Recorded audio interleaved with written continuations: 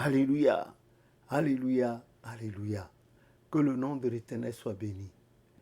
Hébreu 13 disait de nous souvenir de ceux qui nous ont apporté la parole, de nous souvenir de les imiter et de faire en sorte que ceux qui veillent sur nous, nos âmes aujourd'hui, toujours dans Hébreu 13, 17 ou 14, 17 dit, en sorte qu'ils le fassent sans se plaindre, sans gendre.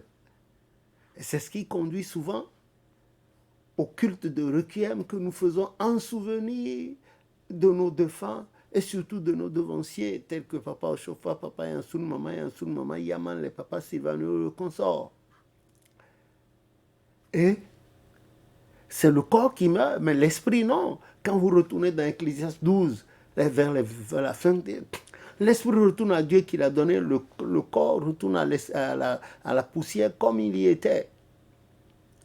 Et Zacharie, le sacrificateur, le souverain sacré, a reçu. L'ange Gabriel lui a dit, le fils qui va venir en toi et Élisabeth, âgée, marchera devant l'Éternel, dans Luc 1, avec l'esprit et la puissance d'Élie. Et à Marie, toujours dans Luc 1, à partir du verset 30, il a dit, regarde ta parente Élisabeth, là, qui est vieille, tout le monde s'en... Elle est déjà en ses portes. Hein. Et c'est ce Élie réincarné, Jean-Baptiste, là, qui a dit dans Matthieu 3:3, je suis quand les pharisiens et les autres ont été envoyés vers le... Mais toi qui es-tu? Il dit, je ne suis pas... Es-tu le... Il dit non. Tu es qui? J'ai dit, mais je ne suis pas... Je suis celui, la voix de celui qui crie dans le désert, qui disait, aplanissez les voies. Donc il a été envoyé en percusseur avant l'arrivée de Jésus-Christ. C'est lui là. Plus tard, les apôtres ont dit à Jésus, mais on n'a pas dit que Élie allait arriver. Et Jésus les a regardés, il a vu que vraiment c'était des demeurés. Il a dit, si vous le voulez bien. Élie, là, c'était Jean-Baptiste. Mais vous ne l'avez pas reconnu. Que le nom de l'Éternel soit béni. Dans notre église, il y a eu des gens qui ont travaillé. Papa Ochofa, Papa Yansoun, Maman Yaman Lida Humvanou et Papa Hwangonou en Côte d'Ivoire avec Papa Yansounou, et à Dandéjan avec Papa Yansounou, et puis Papa Sylvanio, jusqu'en mars 1980, c'est pas 1982, et il a rendu l'âme à la clinique du CHU de Trècheville. Il fut un temps, pendant un moment, mon tuteur, à ma naissance. Voilà. Dans l'église aussi, il y a eu de grands serviteurs comme ça de Dieu. Les papas Gouton, papa Nyanga, les Lida Humvenou, les mamans Balo, les mamans Lawson, Alice, des gens qui ont travaillé, les papas Yanou, Isaac de Gefa et consorts. Et dans les cités lacustres, les gens qui vivent sur l'eau, que nous appelons communément les toffins, il y a eu des gens également parmi ceux-là. Il y a ce monsieur-là dont les gens ne parlent même pas du tout. Regardez, voilà, regardez-le très bien. Il a une barbe rousse. Et voilà, la cathédrale qu'ils ont sortie de l'eau. Voilà, voilà la cathédrale qu'ils ont sortie de l'eau. Ces gens-là, on n'en parle pas. Il s'appelle Lida Martin Hwenou Goubé. Il est du village de Sotianwe. C'est un des principaux villages lacustres de notre diocèse du Dahomey, du Bénin. C'est des gens qui ont travaillé. Et c'est de lui que je veux vous parler. Plus tard, le prophète l'a surnommé à Balila. Il était l'un des initiateurs du rythme à Hwangbahoum, dans notre église de Danhoum, que le tam-tam s'appelait. Il est devenu à Hwangbahoum. Voilà les 3 tam-tams. Voilà le tout premier à Hwangbahoum qu'on jouait en haut. C'était des tam-tams carrés. L'autre, le tonnelet, est devenu adopté dans l'église en 1964 par mon grand frère Georges Nyansou, qui avait vu ça avec les séraphins au cours d'un lundi de Pâques. Il a introduit ça dans l'église et plus tard, les 2 tomes qui sont en bas là sont devenus des contre-chants. Voilà. Que le nom de l'Éternel soit béni. Ce tome-là, regardez-le bien. Papa Lida Martin Hwenou Goubé. Regardez-le. Regardez sa barbe. Voilà la cathédrale qu'ils ont sortie de l'eau. jusqu'à en faire une grande cathédrale. Que le nom de l'Éternel soit béni. Voilà des gens qui ont servi Dieu dans l'église et personne n'en parle. Ce n'est pas normal. Même le livre de 2 Maccabées, 12, 37 à 45, Judas Matthias disait, a fait la collecte des fonds et envoyé à Jérusalem pour qu'on demandât la rémission des péchés à ces hommes-là et offrir de l'aumône en leur faveur. C'est ce qui explique la messe, le culte de requiem que nous faisons la veillée et on donne à manger à tout le monde. Après, les nécessiteux, pas seulement les gens de l'église, ceux qui restent, on envoie aux nécessiteux. Mais chrétien céleste, vous avez une grande bibliothèque que vous négligez. Ce monsieur-là, je vais briefer son adhésion à l'église du christianisme céleste. C'était un grand sorcier à l'époque, avant son adhésion à l'église à Sotianwe. Un très grand sorcier. Il était sorcier au point que quand il allait à la pêche, il avait des mots incantatoires pour appeler le poisson. Et il faisait ses pêches étaient toujours généreuses. Et quand il rentrait de la pêche, il avait ses filets, il les faisait sécher. Si jamais par inadvertance, par méprise, une femme passait à côté, elle tombait raide mort. En même temps. Et tout le monde le savait. Parce que c'était le temps de l'obscurantisme dans ces coins-là. Et si vous n'êtes pas armé occultement, mais vous passez de la vie à trépas. Et lui, il était, tout le monde le connaissait en tant que tel. Tout le monde. Et il se débrouillait bien. Et un jour, son fils,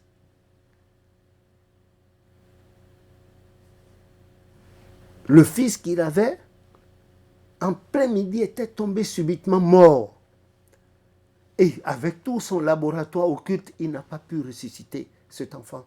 Il a fait appel à d'autres qui aussi avaient de la puissance occulte comme aucun n'avait pu. Et subitement, quelqu'un dans la foule a dit, ah, il y a ceux qui sont là qui portent le boubou blanc et qui ne portent pas de chaussures. Il faut emmener l'enfant. Donc, malgré tout ce qu'il avait comme charge occulte sur lui, il a pris l'enfant qu'il est allé déposer là-bas. Laissez le corps comme ça.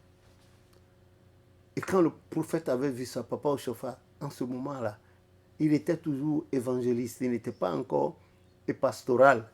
Il a levé la main, et quand il a levé la main, le bébé est revenu à la vie spontanément, instantanément, et il a dit dans leur dialecte, le haïzo, il a dit Dadou Klakou.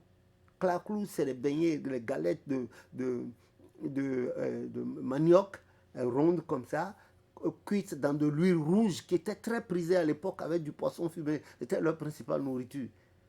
Le bonhomme a dit, le goubé là, goubé. Il a dit quoi?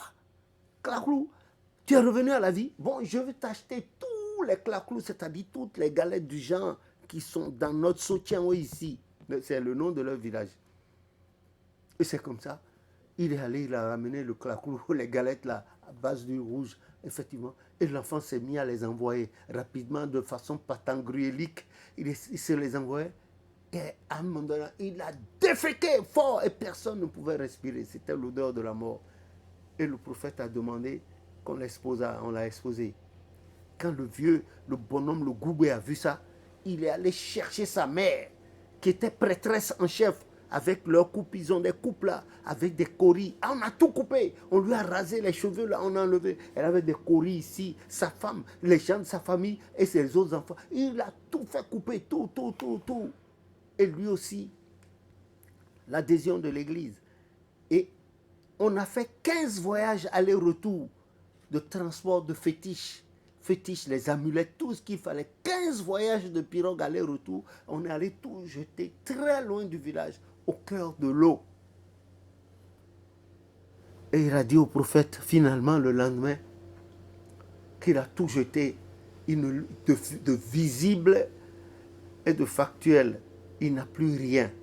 Mais il reste quelque chose à l'intérieur de lui, dans son sein, dans son ventre, qui n'a pas la force de sortir cela. Cela, c'était la sorcellerie. Et quand il a dit ça, le prophète lui a dit, il faut voir mon second, Nyasunu. Parce que Nyasunu, lui, parlait un peu laïzo. C'est ce qui faisait que les gens de cette époque-là s'étaient attachés à lui, parce qu'il parlait un peu laïzo, il pouvait interpréter leurs intentions, leur dire au prophète au chauffard. quand papa Oshofa a ordonné l'évangéliste, il n'était pas encore évangéliste à ce moment, d'aller, il a emmené quelque part. Et le monsieur lui a dit d'ouvrir la main. Papa Yansoun avait ouvert la main. Et le bonhomme Goubela a ouvert largement sa bouche comme quelqu'un qui allait vomir. Il y a un gros truc qui est sorti de son ventre. Une espèce de coris ajouté à quelque chose. Et ils sont allés jeter ça également dans l'eau. Et quand ils sont revenus, il s'était mis à pleurer.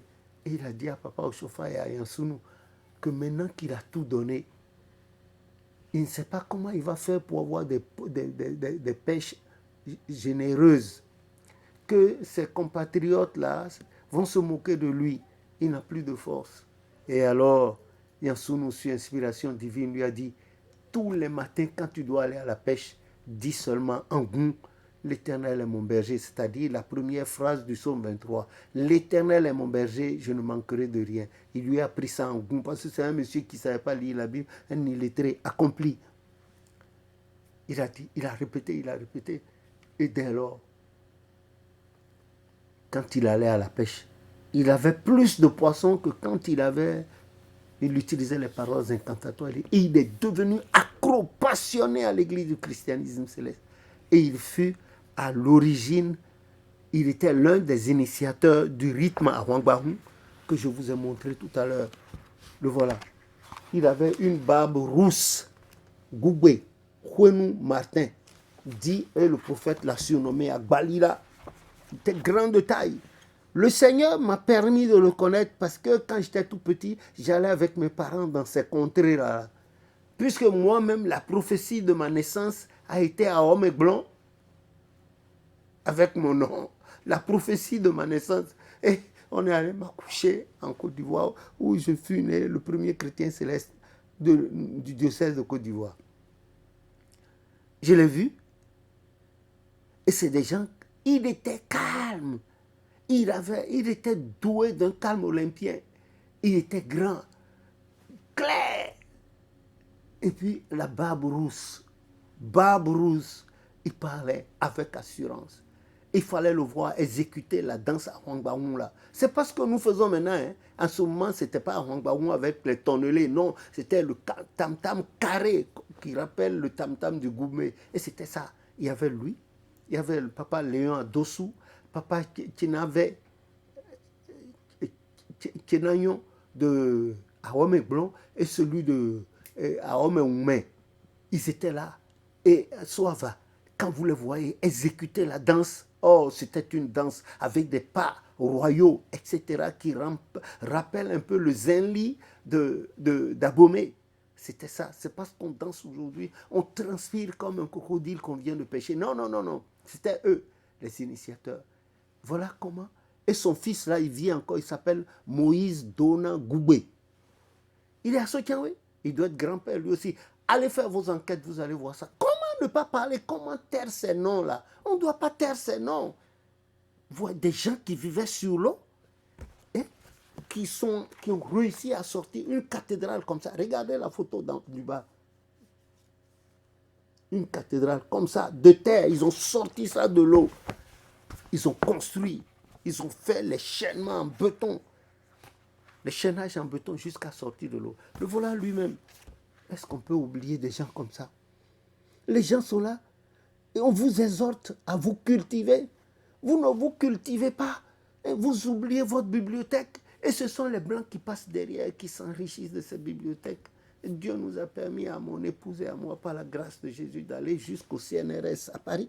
Nous avons été reçus pompeusement avec autorisation de publier certaines des photos qu'eux, ils avaient prises à l'insu de l'Église au moment, à l'époque coloniale, de la fondation de l'Église. Ce n'est pas des photos de Léon, on nous a donné avec autorisation. Je vois certains, quand je fais les publications, ils prennent, je les regarde. Ils devaient quand même pousser leur curiosité. Job 8, verset 8.